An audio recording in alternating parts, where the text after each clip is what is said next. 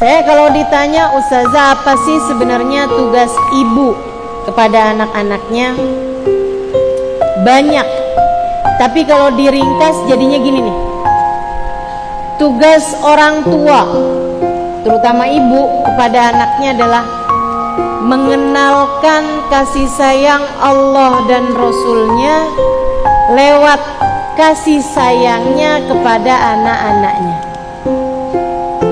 Saya ulangi, tugas ibu kepada anak-anaknya adalah mengenalkan kasih sayang Allah dan Rasulnya kepada anak-anaknya lewat kasih sayangnya sayang ibu tersebut kepada anak-anaknya.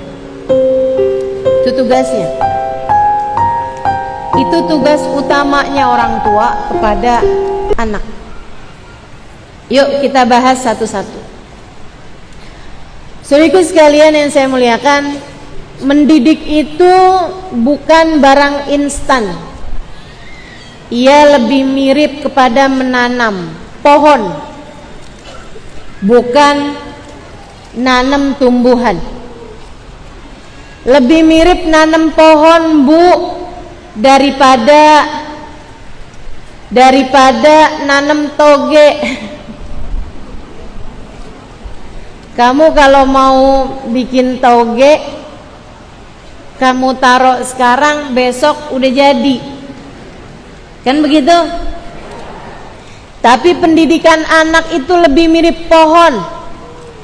Kamu tanam sekarang, ia akan bertumbuh dan memberikan hasilnya bukan setahun 2 tahun, akan tetapi bisa jadi 5 sampai dengan 10 tahun baru kamu akan bisa lihat hasilnya atau buahnya.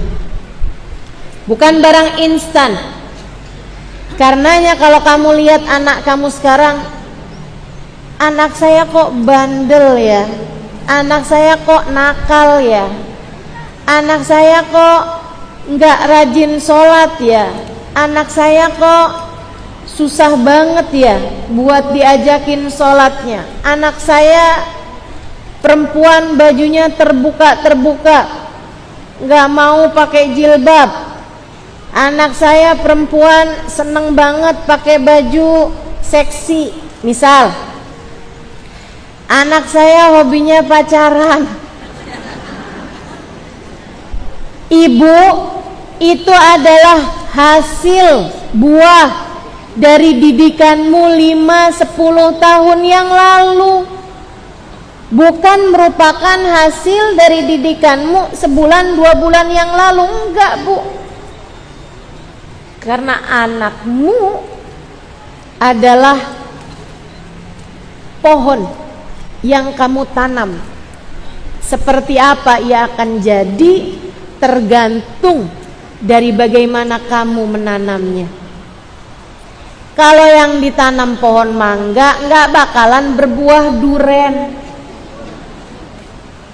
Nggak ada ceritanya kamu tanam nangka berharapnya durian.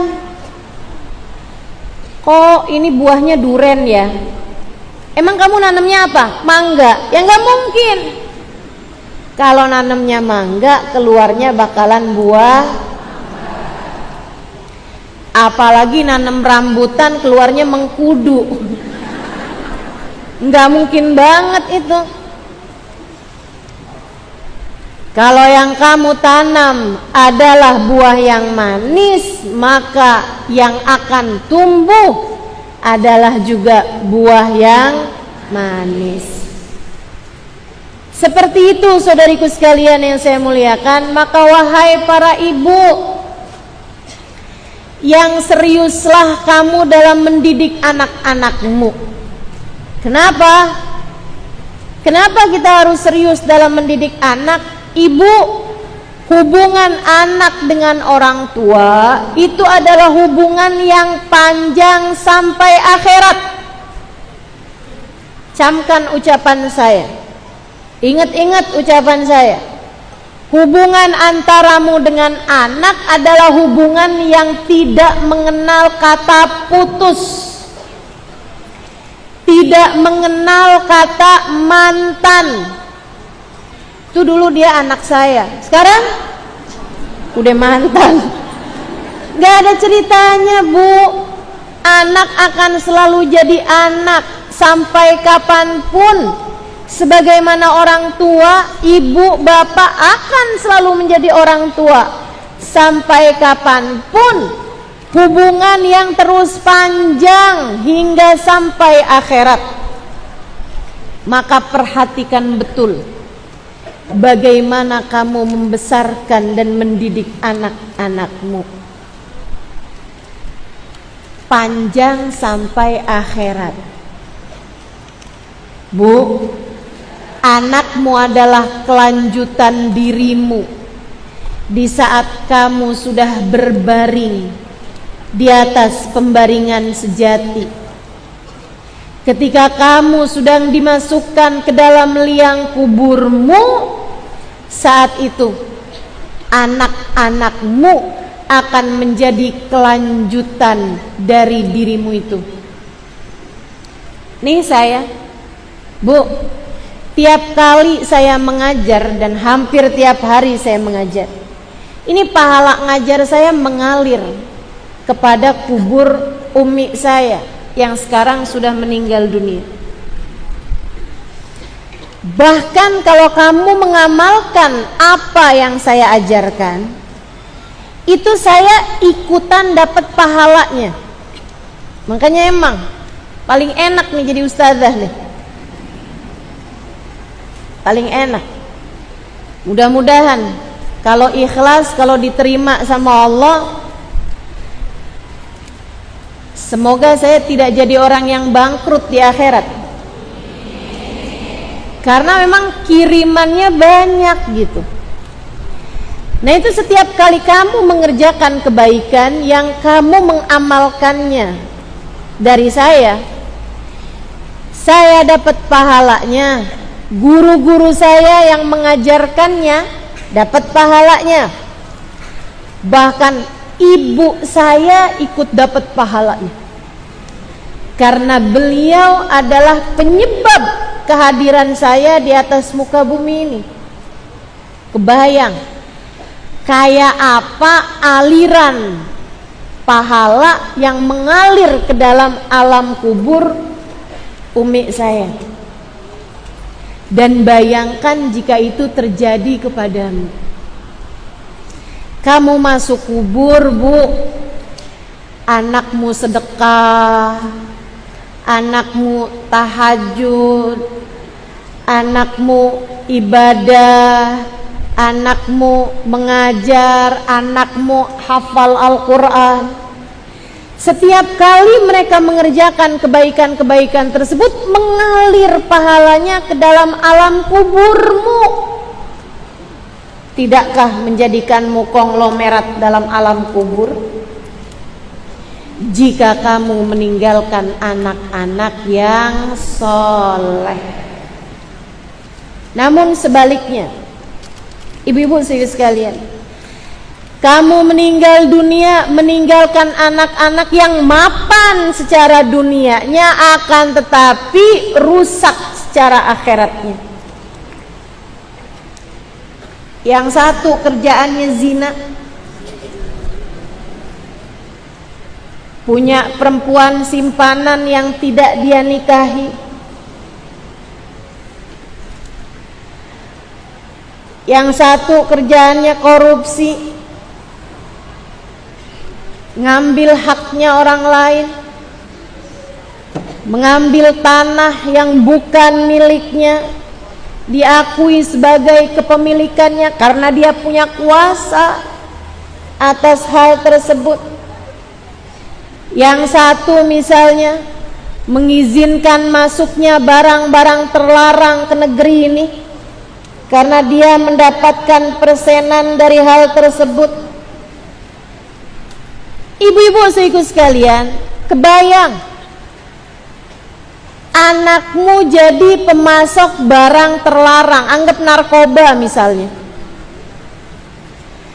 Setiap orang yang mabuk, Setiap orang yang sakau, setiap orang yang sedang mengkonsumsi barang haram tersebut, dia berdosa, anakmu berdosa, dan kamu yang menyebabkan dia ada di atas muka bumi ini ikut teralirkan dosa-dosanya.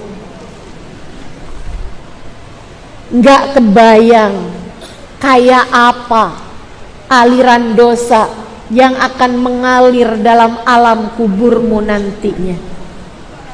Ketika kamu meninggalkan anak yang tidak soleh, ketika kamu meninggalkan anak yang adalah seorang pendosa. Tapi kan saya nggak pernah ngajarin dia berbuat dosa, Ustazah. Iya, betul. Akan tetapi betapa banyaknya di antara kita yang sering kali mengatakan kepada anak betapa pentingnya dunia dan betapa tidak berharganya atau enggak perlu dipikirkannya urusan akhirat. Kamu nak sekolah yang benar biar kamu jadi orang kaya. Mama enggak mau kita hidup miskin.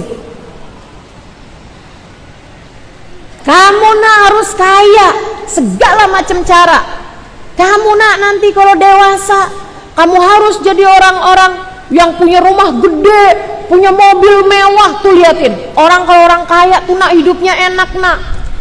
Kamu tidak mengajarkan kepada mereka betapa kekayaan akan ada hisabnya di akhirat, terutama kalau didapat dengan cara-cara yang haram, sehingga anak dalam pikirannya adalah bagaimana dia menjadi kaya, bagaimana dia menumpuk kekayaan, bahwa hidup sebagai orang miskin adalah kehidupan yang hina. Kalau sampai dia nggak punya duit, dia akan direndahkan, dan seterusnya dan seterusnya. Itu akan menumpuk dalam kepala dia hingga akhirnya untuk kaya dia mau menghalalkan segala cara.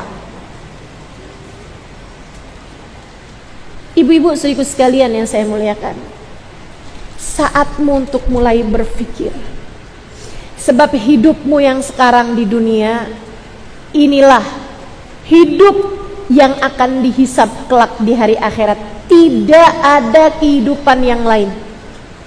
Kita tidak sedang menjalani masa percobaan. Kita tidak sedang menjalani masa percobaan. Kita hidup di dunia enggak lagi magang. Kita hidup di dunia yang sekarang ini hisab panjang di akhirat bergantung darinya. Kita hidup sekarang di atas muka bumi ini. Hari-hari yang kamu lalui, bagaimana kamu berlaku kepada anakmu, bagaimana kamu berlaku kepada orang tuamu, bagaimana kamu menghadapi suamimu adalah kehidupan yang akan dihisab hari demi harinya, bahkan jam demi jamnya, bahkan menit demi menitnya, bahkan detik demi detiknya. Tak ada siapapun di antara kita yang bisa kabur dari pengadilan Allah Subhanahu wa ta'ala. Tak ada di antara kita yang bisa lari dari pengadilan Allah Subhanahu wa ta'ala. Semua yang kita lakukan hanya akan mendapatkan hasilnya kelak di akhirat nanti. Karenanya saya kalau ditanya, ibu yang berhasil tuh yang bagaimana? Ibu yang berhasil bukan ibu yang melihat anak-anaknya dipakaikan toga, lulus sebagai seorang sarjana. Ibu yang berhasil bukanlah ibu yang melihat anak-anaknya di pelaminan menikah dengan seseorang yang jadi pilihan hidupnya. Bahkan bukan saat melihat anaknya dilantik sebagai seorang pejabat misalnya. Bahkan bukan di saat ibu tersebut melihat anaknya semua masing-masing hidup dalam keadaan nyaman, udah punya rumah, udah punya mobil. Bukan. Belum tentu. Ibu yang sukses adalah ibu yang kelak di hari akhirat dia melihat anaknya melintasi jembatan Sirat secepat kilat. Ibu yang berhasil adalah seorang ibu yang kelak akan dapat membawa anak-anaknya menghadap Allah Subhanahu wa taala, menghadap Nabi Muhammad sallallahu alaihi wasallam dan berkata, "Ya Allah, inilah anak-anak saya. Tak ada siapapun di antara mereka yang meninggalkan salat. Ini anak-anak saya ya Allah, telah menjadi hamba-hambamu yang soleh-solehah. Ini anak-anak saya ya Allah, yang telah menjadi seindah-indah hambamu di atas muka bumi karena hasil didikan saya." Kesuksesanmu di akhirat ketika melihat anak-anakmu dapat minum dari telaga Nabi Muhammad, dapat berjumpa dengan Nabi Muhammad, mengucapkan salam langsung di hadapan Nabi Muhammad, berada di barisan-barisan umat yang ada di belakang baginda Nabi besar Muhammad. Kesuksesanmu sebagai seorang ibu adalah ketika anak-anakmu dan dirimu menerima buku rapot kehidupan dengan tangan kanan, kemudian kalian dikembalikan bersama dengan keluarga dalam keadaan penuh sukacita. Itu yang Allah ceritakan dalam Al-Quran. A'udzubillahi minasyaitonirrajim. Fa amma man utiya kitabahu biyaminihi fasawfa yuhasabu hisaban yasira wa yanqalibu ila ahlihi masrura. Ada orang yang menerima catatan amal perbuatannya dengan tangan kanan. Hasil rapotnya semuanya bagus, akhlaknya bagus, ibadahnya bagus, perlakuannya kepada orang bagus, cintanya kepada Allah, cintanya kepada Nabi Muhammad, cintanya kepada umat Islam, kasih sayangnya dia tunjukkan, sedekahnya, begitu banyak keindahan-keindahan dalam catatan amal perbuatannya. Ia pun menerima buku catatan kehidupannya dengan tangan kanannya, pertanda bahwa rapotnya adalah rapot orang yang sukses. Fa amma man utiya kitabahu biyaminih, orang yang menerima catatan amal ibadahnya, kehidupannya dengan tangan kanannya, fasawfa yuhasabu hisaban yasira, dia akan dihisab dengan hisab yang mudah, wa yanqalibu ila ahlihi masrura, dan akan dikembalikan kepada keluarganya. Dia akan berkumpul kembali dengan keluarganya dalam keadaan masrura, penuh sukacita. Ibu akan kembali bersama dengan anak-anaknya, memeluk kembali anak-anaknya. Istri bisa kembali berjumpa dengan suaminya, suami bisa kembali berjumpa dengan istrinya. Mereka dapat kembali hidup bersama-sama dalam damai, dalam bahagia, dalam kekekalan, dalam surga.